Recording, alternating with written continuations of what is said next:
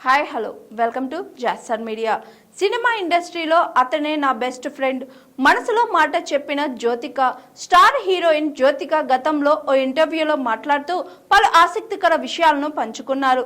జ్యోతిక మాట్లాడుతూ తన పిల్లలు తన సినిమాలను చూసి గర్వంగా థియేటర్లకు వెళ్లడం కంటే పెద్ద కాంప్లిమెంట్ ఏదీ లేదని స్పష్టం చేశారు. నా పిల్లలు సిగ్గుపడేలా నేను ఎప్పుడూ చెయ్యను, వాళ్ళ గర్వంగా తమ స్నేహితులతో వచ్చిన సినిమా చూడాలి అని ఆమె అన్నారు.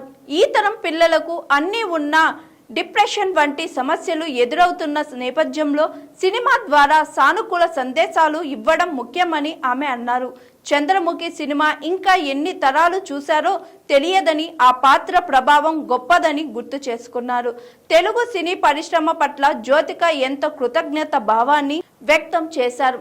తెలుగు పరిశ్రమ చాలా ఆప్యాయంగా ప్రేమగా ఉంటుంది. తెలుగు వాళ్ళు అన్ని రకాల సినిమాలను ఆదరిస్తారని ఆమె అన్నారు. తాను సూర్య ఎక్కువగా డబ్బింగ్ సినిమాలే చేసినప్పటికీ తెలుగు ప్రేక్షకులు తమను అంగీకరించి ప్రేమించిన తీరు ఎంతో ప్రత్యేకమని జ్యోతిక పేర్కొన్నారు.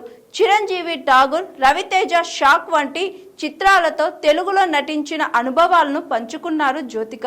సూర్యతో తన బంధం గురించి మాట్లాడుతూ కులం, మతం వంటి వాటిని తాను నమ్మనని, సూర్య తన బెస్ట్ ఫ్రెండ్ అని తెలిపారు. భర్త బెస్ట్ ఫ్రెండ్గా ఉండడం కంటే గొప్ప విషయం ఏముంటుందని ఆమె అన్నారు. ఈ తరం పిల్లల పెంపకంలో వచ్చిన మార్పుల గురించి మాట్లాడుతూ ప్రస్తుత పిల్లలు మరింత ఫ్రీడమ్ అభిప్రాయాలు కలిగి ఉన్నారని, వారికి కొంత స్పేస్ ఇవ్వడం ముఖ్యమని సూచించారు. కోవిడ్ తర్వాత తల్లిదండ్రుల ఆరోగ్యం దృష్ట్యా పిల్లల విద్య కోసం చెన్నై నుంచి ముంబైకి మారినట్లు వివరించారు. ఒకరినొకరు మెచ్చుకోవడం, స్పేస్ ఇవ్వడం, గౌరవించుకోవడం వంటి వైవాహిక బంధానికి కీలకమని జంటలకు సలహా ఇచ్చారు జ్యోతిక. అలాగే సినిమాల విషయానికి వస్తే భాష కంటే కథ, పాత్రలకే తాను ప్రాధాన్యత ఇస్తానని జ్యోతిక అన్నారు.